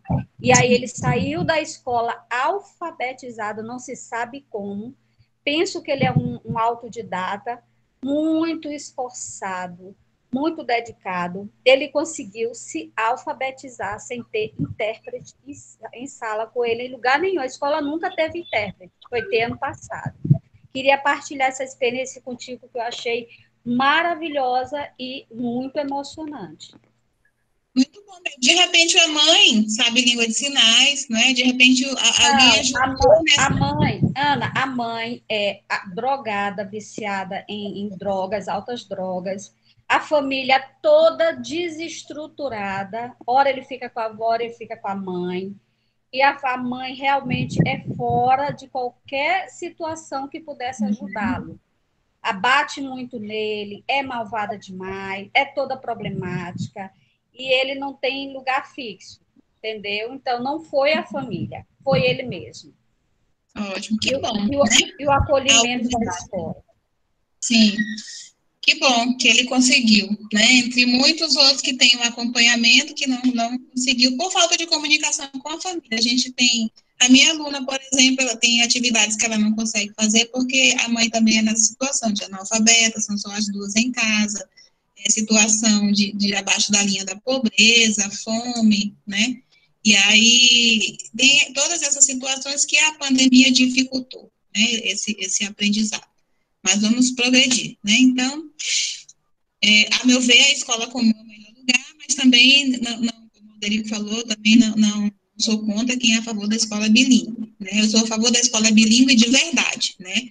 Que do porteiro ao gestor escolar, passando por todos os funcionários, sejam bilíngues. Então, vamos entrar na área específica da surdez, né? O atendimento da educação especializada para alunos com surdez, ele tem algumas especificidades que diferencia das outras modalidades, né? Da educação especial. Então, vamos lá, né? Então, para alunos com surdez, estabelece como ponto de partida a compreensão e o reconhecimento do potencial e das capacidades dessas pessoas, vislumbrando seu pleno desenvolvimento e aprendizagem. Atendimento esse assegurado por lei de uma educação bilíngue, né, Libras, língua portuguesa, em todo o processo educativo. Dessa forma, as práticas de sala de aula comum e do AE devem ser articuladas por meio de uma metodologia vivencial de aprendizagem, onde os alunos ampliam sua formação. Então, essa metodologia vivencial é o nosso currículo funcional, né? Então, a gente tem que trabalhar com o currículo funcional, já que os alunos são limitados na comunicação, já que o conteúdo que ele aprende na sala de aula, ele não consegue absorver totalmente, às vezes porque não tem o mesmo nível de língua de sinais que o intérprete está passando para ele, às vezes tem um vocabulário reduzido, e aí ele não consegue ter esse avanço, né, nos conteúdos. E por isso que ele vai para a sala de recurso para ter essa complementação, certo? Não é um reforço escolar. Atendimento educacional especializado não é reforço escolar. O AE promove o acesso dos alunos com surdez ao conhecimento escolar em duas línguas, Libras e língua portuguesa. E essa prática pedagógica, ela parte dos contextos de aprendizagem definidos pelo professor do ensino comum, que realizam pesquisas sobre o assunto a ser estudado, elaboram de trabalho envolvendo os conteúdos curriculares. Então, o professor do ensino comum, ele faz o seu planejamento, e é necessário que ele compartilhe com o professor da sala de recursos para que a gente possa montar o nosso plano de atendimento dentro do que ele está falando na sala de aula, né, para que a gente possa fazer essa complementação em Libras e em língua portuguesa, ok? E o que acontece de verdade, a nossa realidade é que essa prática só existe no papel, né, porque a gente realmente não tem acesso a esse planejamento, a gente não tem acesso a esse conteúdo antecipadamente para que a gente possa fazer esse tipo de atendimento, né? Então, o que nos resta é os cadernos dos alunos, o livro, né? Às vezes eu já fiz o teste de mandar um recadinho numa agenda da professora do ensino comum, para que ela me diga assim, antecipadamente o que ela vai trabalhar na sala de aula, para que eu possa montar o meu plano de atendimento. E às vezes não é possível, né? Às vezes eles não respondem ao recadinho que a gente pede. E não tem como eu ir, o ideal é que eu fosse ao encontro da professora para conversar com ela, mas os horários nem sempre coincidem, né? Nós que somos professores de sala de recursos especial, nós trabalhamos 40 horas. E às vezes eu estou numa escola de manhã e estou em outra tarde, às vezes não fico na mesma escola. Né? Eu não atendo na mesma escola que eu estou de manhã, eu não atendo na cidade de recurso nessa escola. E o professor do ensino comum também, ele vola em várias escolas. Né? Então, é complicado essa comunicação. Mesmo com o WhatsApp agora, essa comunicação, ela praticamente ela é ineficiente, ela não é inexistente, né? A gente não tem esse acesso. Então, visando remover essas barreiras pedagógicas, linguísticas, né, o AE para alunos com surdez se divide em 3 momentos. O atendimento educacional especializado em Libras, o atendimento educacional especializado para o ensino de Libras e o atendimento educacional especializado para o ensino de língua portuguesa. Então, na sala de recursos que tem alunos surdos, tem que acontecer esses 3 momentos separados, certo? E no mesmo dia. Há alguns anos atrás, né, nós tínhamos nas salas de recursos que tem surdos, esses 3 profissionais. Então, tinha o professor em Libras, que era o professor lotado na sala, o instrutor de AE, que ficava lotado na sala da escola, e tinha um professor surdo e um professor de língua portuguesa, que iam fazer esse atendimento itinerante. Né? Eu atendia várias escolas, eu e a professora Salma, a gente ia fazer o atendimento da língua portuguesa e tinham 3 professoras surdas que iam fazer atendimento de Libra nessas escolas. Só o que aconteceu? Os professores surdos, eles eram contratados, eles não tinham nomeação, e o contrato já tinha mais de 10 anos e não podia ser renovado, né? E eles também não foram aprovados no concurso. Então, nós ficamos sem esse profissional, né, os surdos. Os profissionais que nós temos no CAIS, os surdos, são 3, né, que eles dão conta apenas dos cursos de Libra do CAIS, não tem como fazer essa itinerância. E o professor de português, de língua portuguesa do CAIS, que fazia esse trabalho, sou eu e a professora Salma, que a gente também não tem como mais ir à sala de recurso, por causa das demandas do CAIS. Né? Então, quem está fazendo esses 3 momentos agora na sala de recurso é o professor que está lotado na sala, né? O professor de AE. Ok? Então, eu não vou ler, eu vou explicar, tá bom? Eu vou explicar porque o nosso tempo já está se passando e a gente ainda tem bastante coisa para ver. Eu vou explicar cada atendimento e eu vou disponibilizar todos os slides para vocês, tá bom? Então, o atendimento educacional especializado em Libras, né? O que é esse atendimento? São os conteúdos curriculares que os alunos estudam no ensino comum e eles são passados lá na sala de recursos para esse aluno em língua de sinais. Então, por que a gente faz esse tipo de atendimento? Como eu já falei, às vezes o aluno não sabe Libra o suficiente, não tem um nível de vocabulário suficiente para acompanhar o que o intérprete está falando na sala. E aí ele chega com dúvidas sobre o conteúdo, não consegue fazer as atividades sozinho. Então, lá na sala de recursos, eu vou pegar esse conteúdo, um conteúdo de biologia, por exemplo, de célula, né, célula eucarionte, célula procarionte, eu vou pegar esse conteúdo, vou atrás de uma outra metodologia, para que o surdo entenda, né, esse conteúdo de biologia, entendeu? Usando metodologia visual, usando muitos recursos visuais, vídeos, maquete, figuras, áudios, né? E aí, com essa nova metodologia, eu vou tentar explicar para esse aluno esse conteúdo. Então, lá na minha sala de recursos, eu tenho uma célula procarionte, uma célula eucarionte, que foi uma aluna do AE que confeccionou, com todos os detalhes, né, todas as suas partes, membrana plasmática, aquelas partes da célula, tudo em EVA e massinha de modelar. Né? Então, ela fez essa célula, renomeou tudinho, colocou a datilologia ali, fez um trabalho fantástico. E doou para a gente da sala de recursos. Então, é um recurso que eu uso para dar esse conteúdo para os alunos. E aí, quando ele chega lá no ensino comum, ele consegue fazer as atividades que o professor solicita. Né? E esse mesmo recurso que eu uso lá na minha sala de recursos, eu posso ceder, né, para o professor dar aula para todos os alunos, porque é um recurso que não vai atender só um aluno com deficiência, ele vai atender todos os alunos do ensino comum, ok? Então, quando a gente for planejar a aula do AE surdez, no momento AE em Libras, né, que vocês vão escolher um conteúdo e adequar esse conteúdo para passar para os alunos em língua de sinais, é necessário que você usem todos os recursos de imagens que forem possíveis, tá bom? Então, esse conteúdo é preferencialmente ministrado por um professor surdo, né? Como a gente não tem esse professor surdo, a gente usa um professor que seja fluente em Libras, né? E o que pode acontecer também é que a gente pode criar, junto com o surdo, junto com o intérprete, o professor do AE, um sinal referente a um conteúdo específico para ele usar lá na sala de aula, tá bom?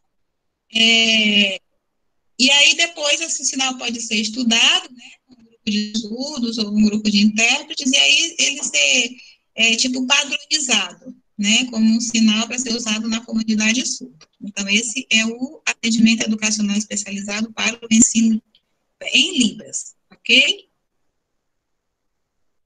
Aqui, o professor atendendo os alunos, né, a sala de recursos tem que ser um lugar bem cheio de imagens, mas de forma organizada, para não causar uma poluição visual, né, para também não chamar a atenção do aluno surdo, distrair no momento de outra atividade, tá bom?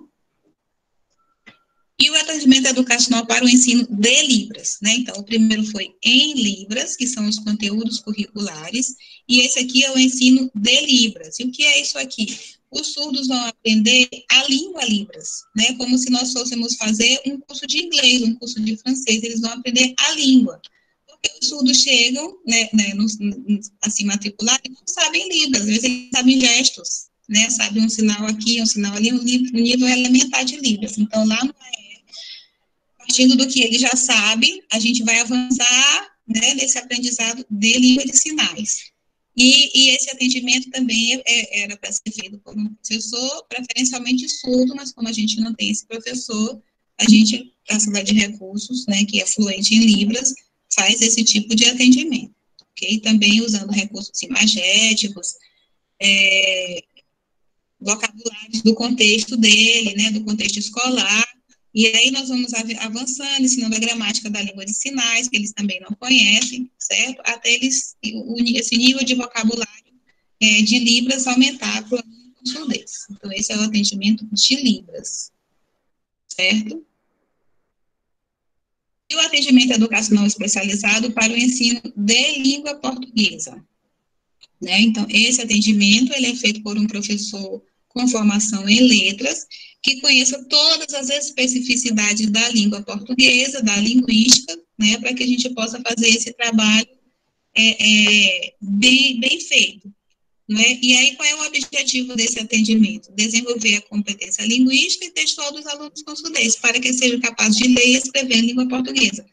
Porque o surdo, ele sabe ler e sabe escrever, ele é um aluno copista, né? Ele lê algumas coisas e ele escreve tudo, copiando. Nem tudo que ele escreve, que ele lê, ele sabe o significado, né? Então, a gente vai trabalhar nesse contexto de ensinar a língua portuguesa escrita. E uma técnica que eu desenvolvi, né, que eu vi que deu certo, é trabalhar com as mensagens de WhatsApp. Mesmo fora de pandemia, eu já trabalhava com essa parte, com essa metodologia. Então, a gente tem um grupo de WhatsApp, e aí todo dia eles põem mensagem de bom dia, e às vezes eles dizem que não pode ir à escola, eu coloco um recadinho, mas eu escrevo em língua portuguesa, na norma, né? Eu não escrevo para o surdo entender.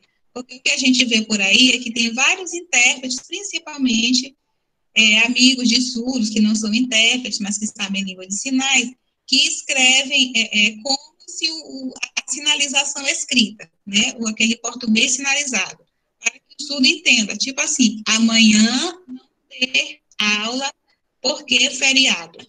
Né? Então, essa construção dessa frase está certa? Amanhã não ter aula porque é feriado? Não está certa. Né? Tem que ter a conjugação do verbo, tem que ter os conectivos, tem que ter as pontuações. E aí, quando o surdo pega uma frase dessa que está fácil para ele aprender, está dificultando o aprendizado de língua portuguesa, porque isso não vai estimular que ele escreva na norma culta, que é o que é exigido nas provas do Enem, dos concursos. Então, eu coloco as minhas mensagens na lousa, eu coloco as mensagens do surdo e comparo. Assim, o que tem aqui na minha frase que não tem na sua? Né? O que tem aqui nessa frase que você entendeu, que não tem aqui? O que está faltando aqui? Aí eles observam só, o verbo está diferente, está faltando uma preposição, está faltando uma conjunção, né? Às vezes uma vírgula, um acento. E aí, assim, a gente vai construindo, né, um texto. Também o que a gente usa bastante é aquele cartazinho que eu mostrei para você lá no comecinho de produção textual, né? O comecinho da história, que são os personagens, a ação, o que aconteceu, o meio até chegar no fim, né? A gente tem uns dadinhos também de contação de história que é muito interessante. Às vezes eles fazem, jogou o dado que tem personagem, aí coloca o nome do personagem, tipo assim, princesa, aí às vezes jogou o dadinho que tem uma ação, né, tipo uma pessoa nadando, eles colocam o verbo, nadar, cantar, comer, né, o que for da ação, às vezes assim, onde, qual é o lugar, aí eles colocam só o que está escrito no dadinho, né, eles não fazem aquela frase completa. E aí a gente vai auxiliando para que eles possam escrever essa frase até o texto, né, a passinhos pequenos para que eles consigam essa produção textual.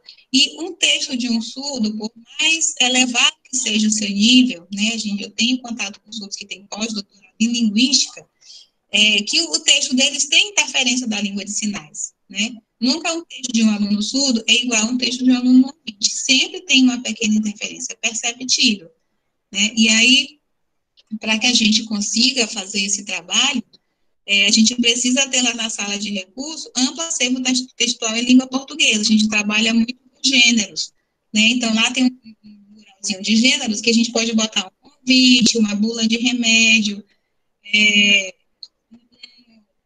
uma propaganda de supermercado, um folder de palestra. Então, a gente usa vários gêneros textuais para apresentar a língua portuguesa. E também pistas escritas, né? Eu já dei uma aula de gênero textual receita, que eu nomeei todos os ingredientes, né, fizemos um bolo de chocolate, aí eu nomeei todos os ingredientes, né, botei farinha de trigo, manteiga, leite, botei fichinhas, né, com os nomes. E estava em cima da mesa, eles sabiam treinar os sinais, tudinho. Quando eles voltaram para a sala, eu tinha trocado o nome dos ingredientes, né, tirei a fichinha, tipo assim, na manteiga eu botei o nome leite, no leite eu botei o nome chocolate, para ver se eles percebiam, né, o que tinha acontecido, se eles sabiam qual era o produto. E aí, essa minha aluna, que é a Luciana, né, que eu sempre falo dela aqui, ela que sabe todas as marcas, todos os rótulos, eu acho que a gente vai antes de 11, ela percebeu que tinha se trocado. E os alunos que eram só surdos, eles não perceberam. Né? Então, por que ela percebeu? Porque era um vocabulário que é do contexto dela, né? É um contexto que ela conhece. Então, ela sabe marcas de leite, de manteiga, mas o nome dos produtos ela não conhece. Então, a gente estudou esse vocabulário, né? E depois eles construíram uma receita, tipo, o que você gosta de comer? De comer misto. E aí, então, como que faz no misto? Quais são os ingredientes, né? Para escrever aquele vocabulário. É uma ótima pista, né? É uma ótima metodologia, ok? No momento do para o ensino da língua portuguesa escrita, o professor não utiliza livros, a qual não é indicada como intermediário nesse aprendizado. Entretanto, é previsível que o aluno utilize a interlíngua na reflexão sobre as duas línguas, cabendo ao professor mediar o processo de modo a conduzi-lo à diminuição gradativamente desse uso. Então, isso aqui eu tirei do livro do MEC, né, que fala sobre o AE para ensino de Libras, o surdez, né, tem uma coletânea no site do MEC que fala sobre todos os atendimentos para cada deficiência. E nesse AE sobre língua portuguesa, para o ensino de língua portuguesa, ele diz que a gente não pode utilizar a Libras para ensinar a língua portuguesa, porque uma língua interfere na outra, porque são duas línguas distintas, né, cada uma com suas especificidades. Então, eu vou confessar para vocês que eu já trabalho com língua portuguesa para surdo há uns 15, 16 anos, e eu não consigo ensinar Libras, língua portuguesa, sem ensinar Libras. Porque, assim, se eu colocar que o meu contexto que eu estou aqui é um caderno, um computador, um celular e um lápis, né, que eu tenho aqui na minha frente, eu vou nomear, né, fichinhas nomeando todos esses objetos. E aí, se o meu aluno não sabe ler, né, ali vai ser um conjunto de letras. Se eu não mostrar o sinal, né, como é que eu vou dizer para ele que aquilo que o celular é aquela palavrinha que está escrito? Ou se eu colocar uma frase, João caiu da árvore, né, eu vou aprender, com o meu dedo para ele ir lendo, fazendo a datilologia, ele vai fazer todas as letras, né? João, caiu, sem fazer sinal, né? Como que eu vou ensinar? Mas tem um vídeo, né, que mostra uma professora fazendo esse tipo de atendimento sem usar a língua de sinais. Eu vou compartilhar esse vídeo com vocês, tá bom? Não hoje, porque ele é um vídeo comprido. Se fosse lá no presencial, a gente compartilharia, mas aqui é mais complicado para compartilhar. Mas eu vou disponibilizar para vocês. Então, eu acho que depende do nível do aluno, né? Do nível de língua portuguesa, do nível de vocabulário, que a gente consiga fazer esse tipo de intervenção, né? Ensinar a língua portuguesa sem usar a língua de sinais. As aulas para o ensino de português escrito são preparadas segundo o desenvolvimento e aprendizagem do aluno. A gente sempre parte do que ele sabe para ir avançando. O professor avalia e analisa o estado de desenvolvimento linguístico dos alunos em relação à leitura e escrita, tendo por base suas próprias produções e interpretações de textos dialógicos, descritivos, narrativos e dissertativos, né? Então, dissertativos. Então, a gente parte sempre do que ele sabe, né? Para que ele não se frustre, não cause traumas, né, nesse aprendizado, nessas atividades, e ele não se desinteresse, porque língua portuguesa é a pedra no caminho do surdo, né? Tem uns estudos que dizem assim, eu sei Libras, para que eu vou aprender língua portuguesa? Tem um instrutor lá no CAS que uma vez ele falou para a professora Salma, tu nunca vai saber Libras como eu sei, né, desdenhando porque ela realmente tem dificuldade para aprender Libras pela idade que já tem, entendeu? O cérebro fossiliza, mas ela sabe muito língua portuguesa. Aí ela se chateou, aí ela chegou para ele e disse, tu nunca vai saber a língua portuguesa como eu sei, e tu vai precisar, porque para tu fazer um concurso, tu vai precisar ler e escrever língua portuguesa, tu não vai fazer um concurso em língua de sinais. E aí foi aquele mal-estar, eles se chatearam, enfim, né? Mas a gente tem que estimular o surdo a ler, né? A ler e a escrever. Vou contar só mais uma experiência, porque eu falo muito mesmo, que eu estava numa oficina em Mossoró, junto com um surdo, que é meu ídolo, né? Que eu digo logo, porque eu admiro o trabalho dele, que é o Nelson Pimenta, e ele conta umas histórias fantásticas, ele é poeta, ele é pós-doutor em linguística. E aí, com esses dadinhos de construção de texto que eu levei para fazer essa oficina lá em Mossoró, ele contou uma história fantástica, né, em língua de sinais, usando os personagens, usando todos os 8 dados. Quando eu pedi que ele escrevesse um texto escrito, ele não conseguiu escrever. Então, a resposta que ele deu foi que não é porque ele não sabe escrever, é porque ele não teve esse estímulo quando começou a estudar. Entendeu? Porque tudo que ele fazia em Libras era aceitável. As teses dele de mestrado, de doutorado, dissertações, todas são em língua de sinais. Né? Ele entrou na justiça para que ele não fizesse texto escrito, porque ele não foi estimulado a escrever. Então, ele tem um nível cultural acima de tudo, mas ele não foi estimulado a escrever. Então, ele não tem esse hábito. Né? Então, ele não conseguiu escrever uma história simples, né, dos dadinhos. A gente vê que todos precisam do aprendizado da língua portuguesa, né, a importância desse aprendizado. E aqui são mais imagens, né, desse atendimento, e a gente termina bem aqui com uma revisão, né, revisando o que nós vimos agora, né, nesses slides. Então, eu quero que vocês me respondam, né, se vocês têm alguma dúvida, o que é um atendimento educacional especializado. Né? Eu vou fazer todas as perguntas e aí vocês respondam ou vocês vejam se tem dúvida, tá bom? Então, atendimento educacional especializado é aquele atendimento que complementa ou suplementa e dá autonomia para o surdo lá no ensino comum, né? Em que se diferencia de outras formas de atendimento realizados pela escola e como ele se organiza, né? Ele é um atendimento que é feito, como já falei, para complementar, ele não é reforço, ele não é aquela aula de conteúdo. E a organização dele e duração, que lá embaixo tem a sua função e duração, que as perguntas são meio repetidas, nós atendemos de 2 a 3 vezes por semana, com um horário de 40 minutos até 2 horas no máximo, né, e a função de complementar ou suplementar. E quem é o aluno que irá participar do AE? Né, quais os seus focos de interesse, quais suas dificuldades e habilidades, onde estuda, que série, como é seu desempenho na escola comum. Os alunos que irão participar do AE são os alunos com deficiência, né, que tenha laudo.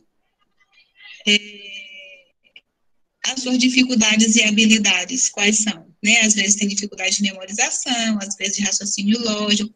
Eles têm que estar estudando na escola pública, da rede estadual, no nosso caso, né? Tem que estar matriculado.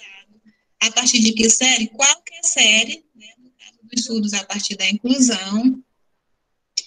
E o seu desempenho na escola comum depende de como ele é acompanhado em casa e depende de se ele é frequente na sala de recurso. Se ele for um aluno frequente, se ele tiver um bom acompanhamento familiar, ele é um aluno que vai se destacar como outros alunos, né? Quais ações serão desenvolvidas no AE para atender esses alunos? O ensino da língua portuguesa, no caso dos alunos surdos, o ensino de orientação e mobilidade, a atividade de vida autônoma e social, né? Porque às vezes o deficiência é aquele aluno que é guardado dentro de casa, né, que escondido da sociedade, e às vezes quando ele vai para um lugar, os autistas, por exemplo, deficiências intelectuais, eles gritam, né, eles têm movimentos estereotipados, às vezes a família tem vergonha e quer esconder, né, e aí eu não acho isso correto, eu acho que o aluno tem que ser... tem que ter essa complementação, tem que ter esse ensinamento, né, de atividade de vida social e autônoma, porque ele não vai ter os pais para a vida toda, né, e aí se os pais morrerem, quem que vai cuidar deles, né, se não tiver mais família, eles vão ficar sozinhos e vão ficar onde, né, então precisa desse atendimento, desse ensinamento de vida social e autônoma. Quais as expectativas que a escola comum possui do AEE, né, na minha opinião, a escola comum não devia nem ter expectativa, porque ela nem apoia o AE, se ela apoiasse o atendimento educacional especializado, aí sim ela poderia ter expectativa do aluno progredir, né? Mas se ela não apoia, ela não devia nem ter expectativa nenhuma, porque o aluno do AE na escola, da sala de recursos, ou de classes especiais, como tinha antigamente, eles nem eram considerados alunos da escola, eles são alunos do professor, são alunos do intérprete, né? Às vezes os alunos nem lancham na escola, eles nem fazem parte desse momento do contrato, porque eles são alunos do professor do intérprete, eles são de outra escola, sendo que eles têm matrícula da sala de recurso multifuncional, têm todos os direitos, né? Que ações serão desenvolvidas em parceria com a escola? Então, o professor da sala de recursos, o que ele pode fazer em parceria com a escola? Ele pode organizar eventos para mostrar o trabalho dele, exposição dos recursos, trabalho dos alunos, que os alunos produzem, pode organizar uma aula extra-classe envolvendo todos os alunos, brincadeiras, né, envolvendo todos os alunos para que haja realmente essa inclusão. E quem serão os professores que irão trabalhar com esses alunos? Os professores habilitados, né, nos cursos sobre as deficiências, habilitados com curso de educação especial, com de Libras, de Braille, de Sorobã, né, que vão trabalhar com esses alunos. Certo, gente? Tudo bem? Alguma dúvida? Alguma pergunta? Obrigada pela atenção. Vocês falaram um pouco, ontem a turma da tarde, a gente foi até quase 5h30, se não fomos até 5h30, porque eles falaram bastante. E aí, Hoje vocês o pessoal tá tímido. Tímido, cara. Pois é, falei sozinha hoje. Pois e aí, é. gente? Vamos lá, gente, falar. Ou a gente vai ter que fazer sessão espírita com vocês. Ana, eu achei extremamente oportunista esse momento, oportuno, na verdade, essa é a palavra correta, uma vez que a gente está tendo um ótimo tempo para refletir mais a respeito desse atendimento, né? Eu sou professora de sala de recursos e sou recente, então tem muita coisa ainda para aprender. E esse mundo do aluno com surdez é um mundo que, para mim, desperta muita curiosidade. É um mistério muito grande, né? Essa pessoa, o mundo dele é um mistério muito grande, pelo menos é a minha impressão, né? Para nós que somos ouvintes, né? Nós ainda temos tanta dificuldade de nos comunicarmos uns com os outros. Nós mesmos ouvintes, imagina um aluno com surdez, né? O esforço que ele faz para poder se comunicar e ser compreendido. eu experimentei esses momentos extremamente importantes quando eu fui visitar a sala desse aluno que eu falei ainda há pouco, o nome dele é Marcelo, e ensinei os amigos dele a falarem o nome dele em Libras, né?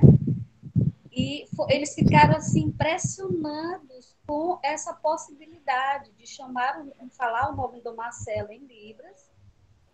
E o Marcelo ficou muito assim alegre por isso, por poder pelo menos ter essa mínima comunicação com os amigos dele. Então é um mundo interessante. Cada vez que tu ia falando aqui, Ana, mais eu ficava assim empolgada. Eu me empolgo muito com esse mundo aí dos alunos com surdez. Então, muito obrigada pelos seus conhecimentos. Despertou mais interesse em mim e muitas aprendizagens para eu desenvolver na sala de recursos. Então, muito obrigada por isso. Essa estratégia da Raquel, ela é excelente, porque quando você convida os alunos, ouvintes, do ensino, na verdade, como todo, do ensino regular, para visitar a sala de recursos, é um momento muito... É uma estratégia muito legal que a gente, como professor de sala de recursos, pode fazer. A sala de recursos, ela não está restrita aos outros alunos, sabe? Tipo, dependendo de como você está ali conhecendo a escola, e se você percebe, porque sempre tem aqueles alunos que estão curiosos, então convida para entrar. Tipo, tem uns que passam na porta só para ver o que está acontecendo lá dentro. Então, é um momento de você chegar e dizer, você quer entrar? Eu já fiz isso. Né? De tanto perceber que os mesmos alunos estavam na hora do recreio, lá na porta, uma vez eu disse assim, você quer entrar? A gente pode, professor? Pode, vamos, entra aí. E aí eles vão, sabe, vendo aquela coisa, e vão vendo, e vão perguntando, o que ele tem, ou o que ela tem, a gente pode ajudar, a gente pode participar, e isso é um momento muito, muito legal, porque você acaba aquele isolamento, sabe, você não isola o teu aluno, e eles gostam disso, né, os nossos alunos gostam muito disso. As salas de recurso que tem surdo, você pode promover uma oficina de Libras, né? Tira um tempinho, uma vez a cada 15 dias, e aí coloca o surdo, né? Para ensinar, se ele sabe só um pouquinho, se ele sabe só o alfabeto, se ele sabe só os cumprimentos, para ele ensinar, chama um grupo de alunos, você não quer aprender Libras, vamos aprender com ele aqui, tem coisa para ensinar. A gente pode bolar, por exemplo, uma certificação via secretaria, sabe, da escola. Vamos dar um certificado de participação para vocês valendo 20 horas, vamos botar aí, sabe? Isso já vai pro currículo dos coleguinhas. Ele vai se sentir útil, né? Eu também sei, eu também posso compartilhar o que eu sei com eles, né? Às vezes eles sabem... É massa. Eu tenho um aluno... Boa ideia, Raquel. Esse aluno que eu tenho, que tem múltipla deficiência, ele tem baixa visão intelectual, além da Luciana, né? Eles dois têm baixa visão, deficiência intelectual e surdez. Ele desenha muito bem. Né? Então, uma vez a gente junta as turmas do curso de iniciação a Libras, que eles não estão na sala de recurso, porque eles não têm matrícula em escola. Né? Eles estão aprendendo Libras também. E aí, a gente junta os dois, né? Para que eles não fiquem você não pode entrar na minha sala, eu não posso entrar na sua. A gente junta, e aí eu falei assim, tu vai desenhar ele. Ele desenha rostos, né? E aí ele desenhou todos os alunos. Aí depois os alunos dos cursos de Libras, olhando aquela arrumação, que a gente fez uma exposiçãozinha no pátio, ele não desenha a gente também, ouvinte, ele só desenha quem vocês quiserem. Aí esse menino que tem autoestima lá no chão, né, porque ele foi renegado desde a barriga, a mãe dele ele nasceu assim com todas essas deficiências, que a mãe dele tomou todos os citotex da vida, usava droga, e ele acabou nascendo, ele nasceu já com problema de vista, ele já nasceu surdo, né, a deficiência intelectual foi em decorrência disso tudo. Então, quem cuida é a avó, né, uma avó que é uma senhorinha assim, muito sofrida, e ele tem um amor muito grande pela avó. Né, então, quando a gente coloca ele para participar dessas coisas, ele se sente útil, ele se sente muito bem. Né? E aí a dificuldade dele é querer ir embora, porque ele mora no Anjo da Guarda. Né? Então, para ele ir para o centro e ele não ir sozinho, a avó vai deixar e vai buscar. E às vezes ele chega na hora de ir para a escola e fica cansado, às vezes não quer ir. Mas quando ele está nesses momentos que ele está se sentindo útil, ele não quer ir para o colégio à tarde, né? Então, ele fica lá pelo cais, a gente dá almoço para ele desenha todo mundo e participa das atividades, né? Isso faz parte da construção dele, do aprendizado dele, porque ele se interessa por outras coisas, né? Quando a gente trabalha a autoestima dos alunos, eles começam a se interessar mais pelas outras atividades. Pode falar, Sara. Alguém mais vai falar? Professora Ana, bom dia. Deixa eu me fazer uma pergunta. É que eu estou vendo, claro, que eu vou ter que pegar o livro depois e ler um pouquinho mais sobre isso, mas eu compreendi a sua fala. Eu só fiquei preocupada nessa questão nesse processo de inserção, né, da língua portuguesa com o aluno surdo. No caso, como eu já tive trabalhando na sala de recurso, quando um aluno chegou para a sala de recurso, ele só sabia aquela leitura, vamos dizer, visual da tela ali do quadro de giz, né, da língua portuguesa. E depois me coube a questão de acompanhá-lo na língua de sinais. Mas isso é complicado quando a gente também não está junto com a professora dentro de sala, né, de aula, vendo a forma como ela está ensinando essa língua portuguesa, como até a senhora falou que teve um aluno que fez um mestrado e que ele não quis fazer a prova dele, vamos dizer, escrita, né, na linguagem portuguesa. E eu queria que a senhora me explicasse um pouquinho mais sobre isso, essa questão da língua portuguesa. Seria interessante que eles primeiro tivessem esse entendimento da língua portuguesa, mas, claro, junto, se possível, com o intérprete, né, dentro de sala, né, para que se tornasse mais fácil, né, a aprendizagem deles, né. Mas porque lá aí, no ensino... Pode falar. Porque aí parece que quando eles deram essa oportunidade da sala de recursos, que nessa escola não tinha antes, eles ficaram relutantes, ficaram assustados com essa nova, vamos dizer, linguagem, que eles não estavam interessados, ainda queriam aprender daquela forma. E isso é uma barreira também que às vezes a gente tem que criar com eles, né, de aceitação, deles entenderem que eles também podem aprenderem a língua que é própria deles, né, sem se sentirem excluídos, desclassificados por causa disso, né, menores por causa disso, né? Sim, então, assim, os surdos, eles aprenderem a língua portuguesa, eles têm que estar alfabetizados em Libras primeiro, né? A primeira língua deles é a língua de sinais. E quando eles já estão alfabetizados em língua de sinais, quando eles já têm o domínio da língua, a gente começa a inserir a língua portuguesa. Só que ele já vai, às vezes ele vai para a escola sem domínio da língua portuguesa, né? E essa língua portuguesa ele vai aprender lá na sala de recursos. Na sala de ensino comum, na sala dele lá da seriação, ele tem todas as salas de língua portuguesa com intérprete. Na sala de recursos, o que ele vai aprender é o português escrito, né? Ele vai precisar de escrever em língua portuguesa e não de falar. Então, esse português escrito que nós vamos ensinar com todas as suas especificidades da língua portuguesa. Mas para que ele conheça o vocabulário da língua portuguesa, ele já tem que estar fluente em Libras. Né? Porque se ele não souber o vocabulário de Libras, como é que eu vou dizer, mostrar uma xícara para ele dizer que é xícara se ele não sabe o sinal de xícara, se ele não sabe o que é a coisa. Né? Então, ele precisa dessa alfabetização de Libras primeiro, né, a fluência da Libras para depois começar a língua portuguesa.